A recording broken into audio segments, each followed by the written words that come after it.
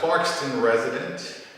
Lived in Clarkston for about 15, 16 years now. But I'm also a professor at Georgia State University, where I do a couple of things. I lead our Center for Urban Ed at the university. I also am a professor in the Department of Early Childhood and Elementary Education. And I also used to work here at the Clarkston Community Center, where I served as a board member for many years, and last I served as the board chair for about 3 years here at the Community Center. Okay, so we're going to go different areas. That's fine. So first, let's start off by going into your directorship, if we could call it that. Sure. How did you get to that point in your career? So I direct the Alonzo A Crim Center for Urban Educational Excellence at Georgia State. It's the Center for Urban Ed at Georgia State. The center basically serves as a connecting point between the community and the university, understanding that communities should have an impact on the local community. And so we think of ourselves as a regional center, doing work specifically for the southeast region of the United States, because this area of the United States has a very unique history. I've been doing work in kind of social justice work, equity-oriented work as it's connected to education since the beginning of my career. My initial interests were looking at why people of color weren't involved in math and science the way that I thought we should be. So that's kind of where my interest began, and then since then it's grown to include public education writ large, looking at the different systemic issues that impact what happens in schools, like the school-to-prison pipeline, food insecurity, housing insecurity. And so I think that when the opportunity came to lead the center, I think I was in a good place because I've been doing work on the scholar and research side of things, but also because I felt the need to actually engage with the community in trying to solve these problems. I was already also very connected to a lot of community organizations. And so I was kind of sitting in that space already between the community and the university. And it put me in a good position to kind of lead the center. And it was something I was very excited to do. So could you tell myself and the audience we know the basics of like the disproportionate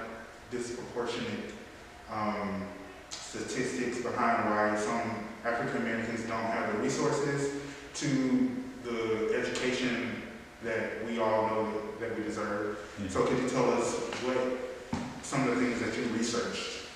Well, I think that my research looks at what are the systemic issues that are creating barriers for people living the lives that they want to live, right? I believe that part of what it means to be a part of this country and this experiment that we call America is that regardless of who you are, how you worship, the color of your skin, how you identify with regards to your gender, regardless of any of those things, you should have the freedom to realize your unique potential, to realize your dreams for yourself, your family, and your community. That is the American dream, right? And that's one of the reasons I love Clarkston. That's one of the reasons I love the Community Center, right? Is because that's the work that we do. So my initial research was trying to understand what those barriers were. Oftentimes in schools, for example, we talk about the achievement gap, that there's a gap between these kids and that kid, right? These black children and white children, poor kids and wealthy kids, right? We have lots of ways of talking about the gap. There's, even in that language that we use, the achievement gap, it says that there's something different about these kids when compared to these kids, and that's why the data appears different.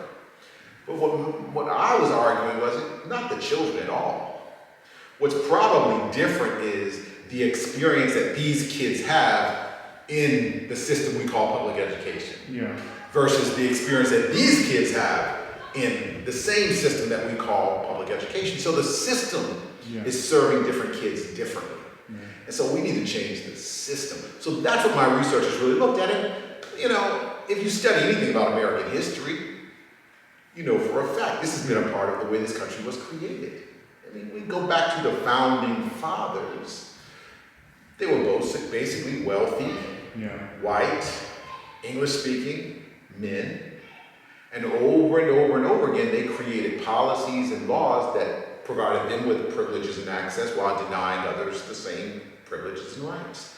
And that's infected lots of different institutions in the United States, including our schools. Yeah. So if we're going to try to solve this problem, then one of the things we need to look at is historically where that problem is rooted, and systemically what are the barriers that are creating problems for people. Before we move on to your other parts of your career, where do you see the research you've done, you assisting community with helping the community, where do you see that going in terms of us getting the resources we need for our community and breaking down those barriers? That's a really great question, and I think it's complex, right? Because when we start talking about resources, you know, my father and mother, my father is from Charlotte, North Carolina. My mother's family are from places like South Carolina and Roanoke, Virginia. These aren't wealthy communities. Yeah. But these communities were able to create things in those communities to create spaces where children could grow up healthy and safe. So whenever I think about resources, I always like to remind people, wait, remember, poor communities, black and brown communities, you know, oppressed communities in our world have always figured out ways to do a lot with a little. Right. So that's the genius of those communities. But then we also have to talk about the fact that, well, in our world, we do provide more for certain groups of people than others. So I think there are lots of ways that we can do that. One of the things I think we can do more to support those organizations that are trying to do more and more and more, organizations like the Clarkston Community Center that do great work, that is equity and justice oriented. How can we better support those types of organizations in our communities? I think sometimes that's hard to do because the big dogs are always in the room and they gobble up a lot of the resources. I think the other thing we can do is we can demand more of the systems that we are a part of. We can demand more of our public education system. We can demand more of our political systems. We can demand more of our banks and businesses in our communities, because one of the things that they're doing is they are benefiting, whether it's from our vote or from our money or just from our presence, they're benefiting. So the question is, okay, if you're benefiting from us supporting you, how are you now supporting us? Right. And so we can demand more. We can demand more with our vote. We can demand more where we spend our money. We can demand more where we give our talent and our time. Right? So I think that there are ways. And then I think the other thing that we can do is we can begin to cultivate these things for ourselves in our own communities. Right? We don't always have to go outside and look for somebody else to build it and do it for us. And when I say us, I'm not talking just about black people. I'm talking about any group of people that feels like they're not getting their fair share.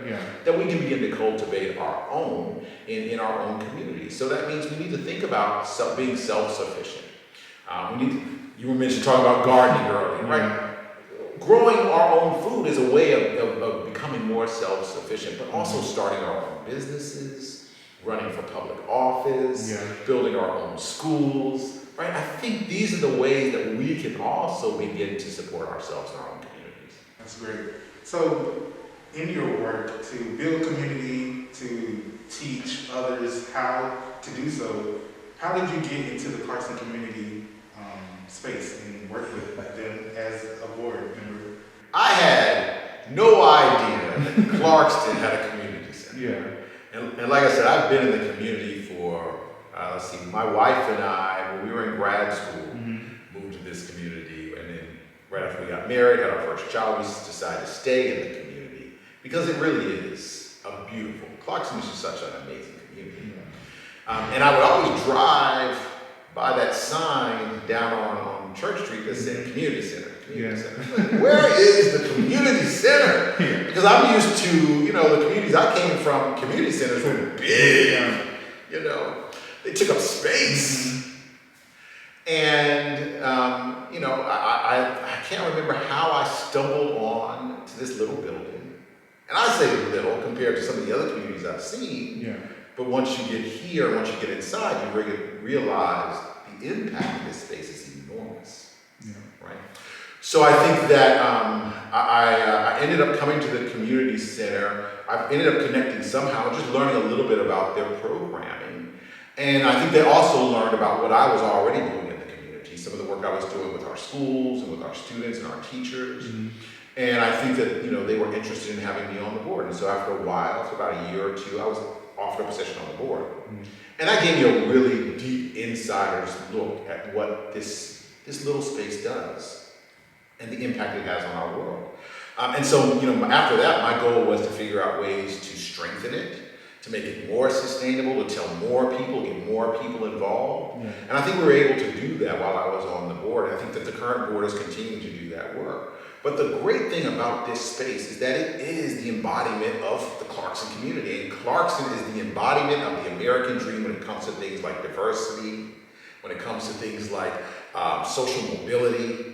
This is what we're supposed to be doing. And I always tell people, I love the fact that at one point in time, this was the segregated white high school in Clarkston, and that it was transformed in this really beautiful, diverse space that serves so many every single day.